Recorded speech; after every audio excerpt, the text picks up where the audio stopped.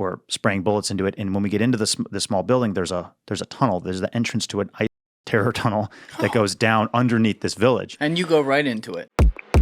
We had one situation where we ended up getting into sort of a gunfight with ISIS and kind of going into a tunnel with ISIS in the tunnel. This wasn't where you got shot. No. This was like a month and a half prior to getting shot. What happened here?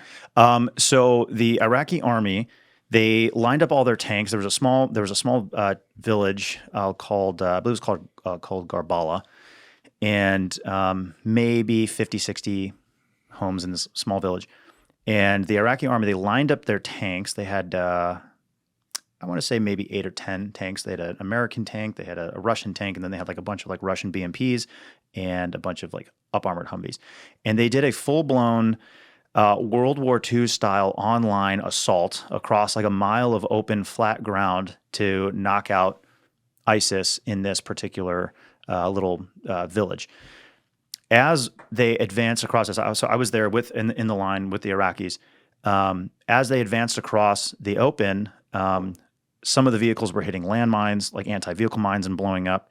And the ISIS guys in the village, they're firing back with like heavy machine guns, 50 cal machine guns, and things like that, and also firing mortars and rockets back at the Iraqi army. Another day at the office.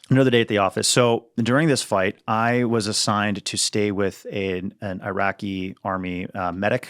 Not really a medic, but he just was like the dude that sort of took it upon himself to do it. Great guy named Faiz.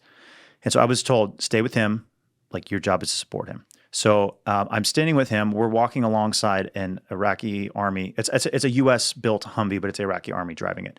And we're driving across. And I was told to stay with this guy. So he runs out into the open to go forward in this battle because an ISIS suicide car, comes out and hits the first line of tanks, and it blows up, this massive explosion. It's like a 2,000-pound bomb going off. And Faiz was worried that they were going to be wounded up there. So I'm in the second line. So he runs across the open. Keep in mind, it's like quarter mile, half a mile to the next line to the forward line of troops. And so I'm like, all right, this is kind of crappy, but I gotta stick with this guy. So I start running with this guy. We get maybe 100 yards away, 50 to 100 yards away up, and the Humvee that we were standing next to, the wheel that we were standing next to, hit an anti-vehicle mine, and the entire front of the Humvee blew off. Yeah. So had we stayed next to that Humvee, I'd be dead, 100%. Yeah, you're gone. Yeah, 0% chance of survival. And so then we turn around and we go back to we turn around and we go back to see if there's anybody wounded back there. There wasn't anybody.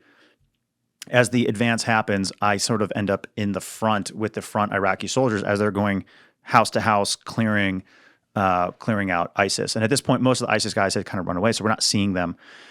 And we come across this small hut, and there's like a machine gun poking out of it, an ISIS machine gun poking out of it.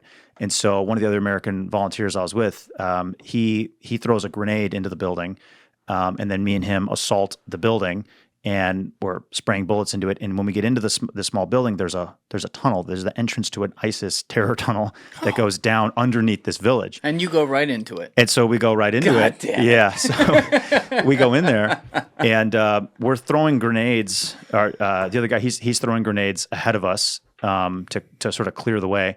And so we're down there, and we kind of get to the end of the tunnel. So we get to this large open shaft in this tunnel, and we look up, and there's like another entrance.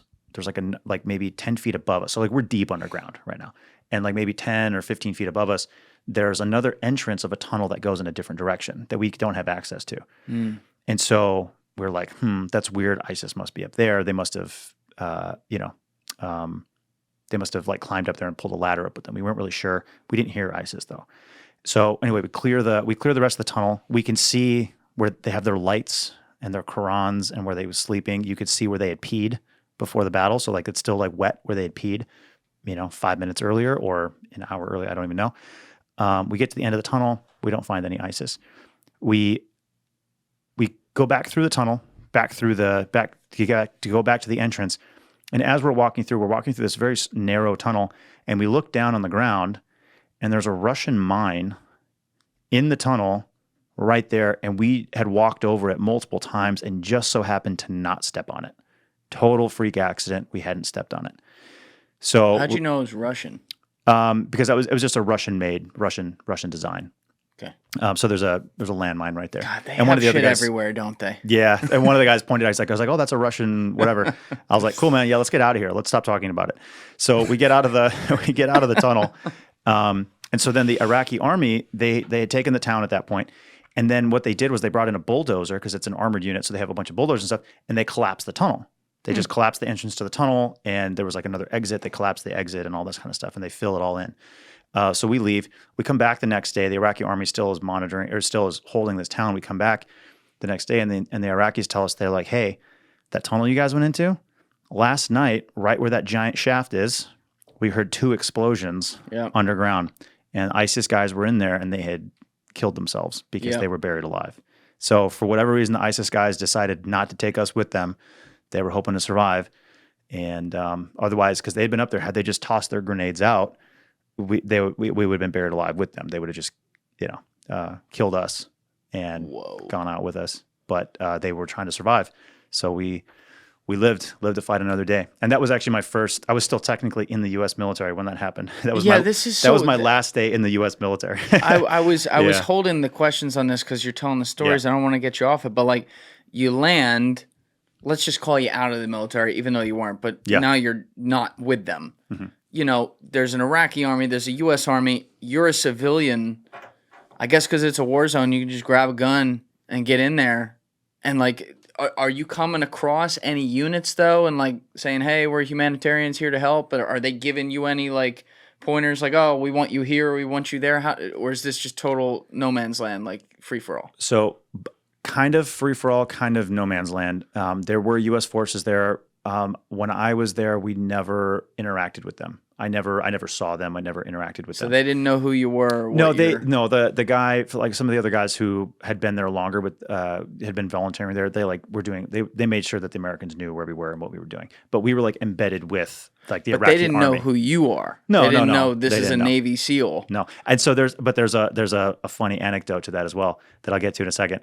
But but the Iraqi army, we're there at their behest, like they're at their good graces. So we're there to serve and help them, and as they liberate their people. So they were the ones who gave us the weapons. They're like, hey, this is an AK-47 off a dead ISIS fighter. You can carry it. And here's some grenades from a dead ISIS fighter. You can have it. Don't mind if I do. Don't mind if I do. Right. And if they didn't give us stuff, we wouldn't carry anything because we're not trying to be crazy and run around and try and be Rambo. Fast forwarding a little bit just to comment on what you said. Okay. So after I got shot, like a day or two later, the group of volunteers I was with, they ran into the SEAL unit that was there in Mosul. And what team? It was Eddie Gallagher's platoon. Ooh. And Eddie Gallagher was actually one of my instructors going through BUDS. So, he was. Yeah. So really kind of a funny thing. And so they like showed him photos. Sorry to hear that. Yeah. No. So they showed him photos, and the guys were like, "Oh, that's Mattos." Like yeah, we know him. Like what the hell is he doing here? And so like guys were like texting me. They were like, "Dude, we're in Mosul. Like, what are you doing?" And I'm like, "Oh, pull up, fam. Let's roll." Yeah. It's like, no, I'm laying in a bed in Erbil with a bullet hole in my leg, man. And that was the only interaction I had with the U.S. military. For watching the video, guys. If you haven't already subscribed, please smash that subscribe button and check out this clip's full podcast episode by clicking here or in the description below.